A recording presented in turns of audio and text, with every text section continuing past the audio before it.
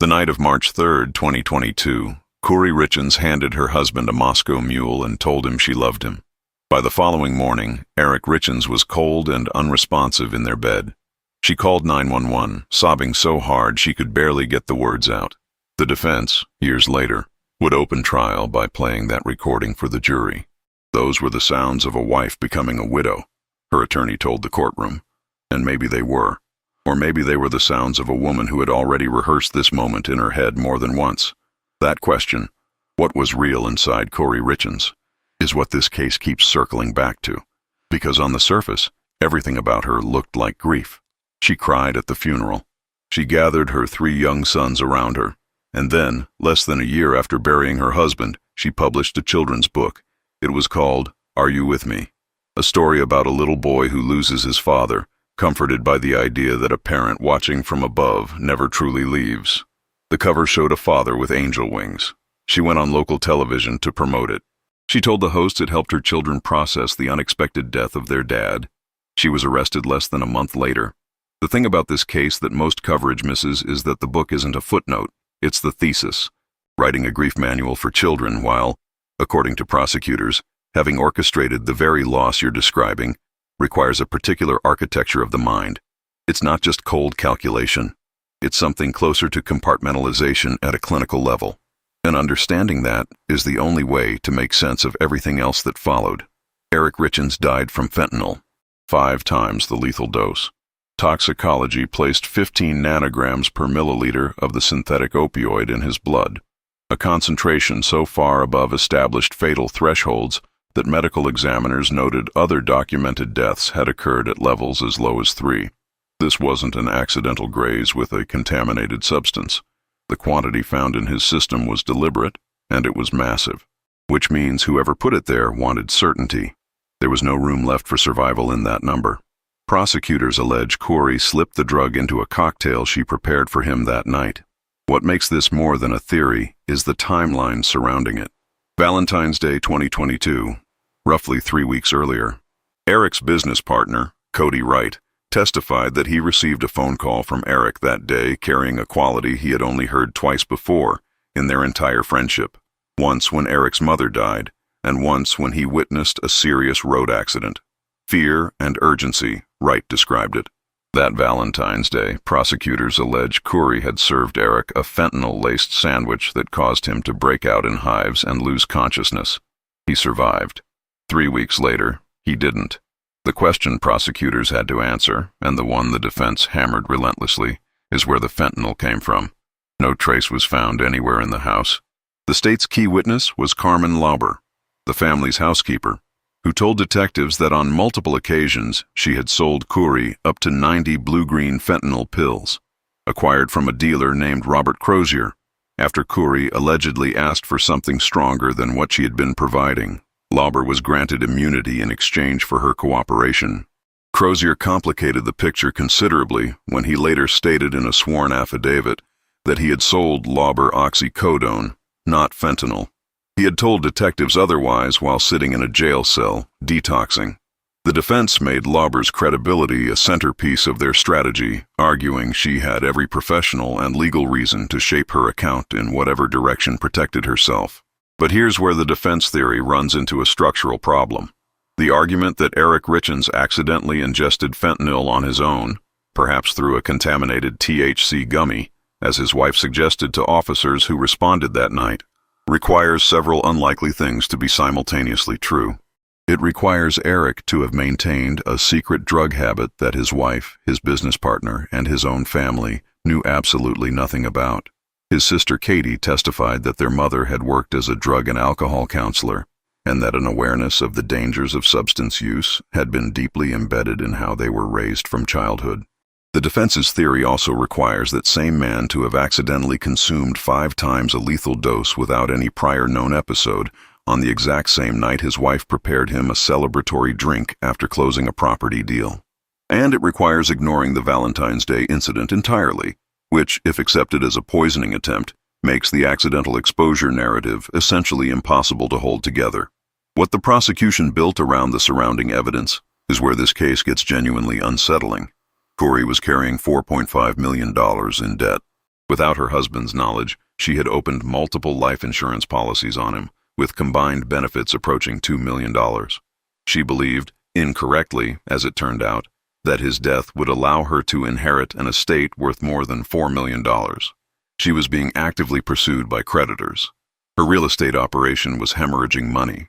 And at the same time she was managing all of that financial pressure, she was sustaining a years-long affair with a man named Robert Josh Grossman, a contractor who worked on properties she was flipping, whom she had purchased 2 trucks, allowed to live rent-free in one of her investment homes, and sent money to on a regular basis.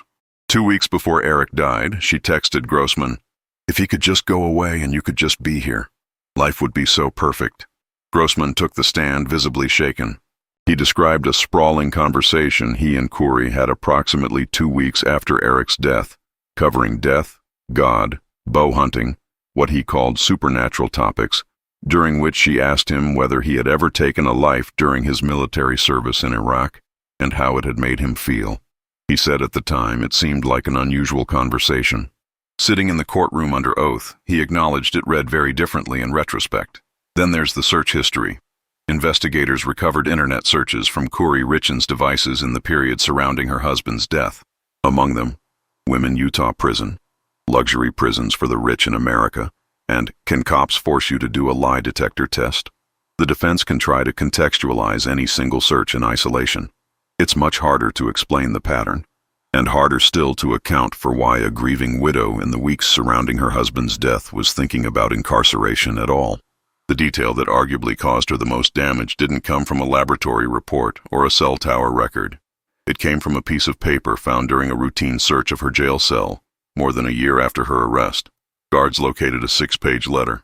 At the top of the first page, 2 words, "Walk the dog." In it, Kouri wrote to her mother and provided what prosecutors described as operational instructions for what her brother Ronnie should say on the witness stand. She wrote that her defense needed some kind of connection between Eric and drugs. She then outlined a specific story, that Eric had told Ronnie he obtained pain pills and fentanyl from sources in Mexico. Prosecutors called it witness tampering, a conscious written attempt to manufacture an alternative origin for the substance that ended her husband's life. Her explanation was remarkable. In a recorded jail phone call with her brother, she described the letter as part of a 65-page fiction manuscript she had been writing. A mystery novel in which she jumps bail, travels to Mexico, discovers the people who sold Eric the fentanyl, uncovers a human trafficking operation at a ranch, escapes back to the United States, gets arrested, and then writes about her own trial as it unfolds. "They literally took those papers out of the story," she said. Prosecutors responded that her explanation contained factual errors and legal misunderstandings, and that the letter itself reads as direct, targeted instruction, not narrative prose. The tone, the structure, the specific names, and the specific testimony it requested, none of it reads like fiction. It reads like a script. A handwriting expert who took the stand during trial testified about a life insurance application for Eric Richins submitted in early 2022. He said the signature on the document showed no evidence that Eric had signed it himself, describing it as what appeared to be a simulated forgery, written by someone who had access to Eric's handwriting and attempted to reproduce it closely enough to pass as authentic. Prosecutors pointed to this as part of a broader financial architecture Kouri had been constructing around her husband for years.